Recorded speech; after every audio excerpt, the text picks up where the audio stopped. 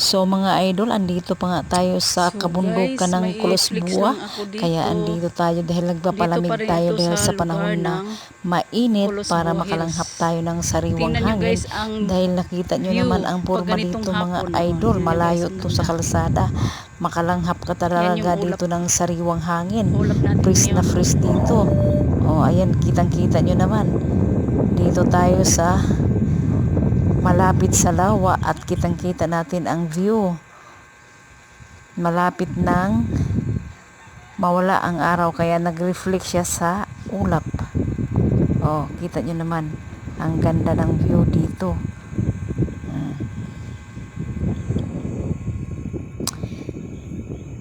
Ipapakita ko nga sa inyo, kaya nga ayan, binibidyo ko nga para makita nyo, pero hindi lang tayo pumunta doon sa unahan, dito lang tayo sa bungad.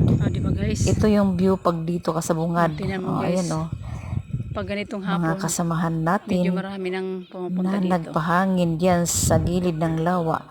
Ayan na nga mga idol, thank you for watching. Guys, thank you for watching.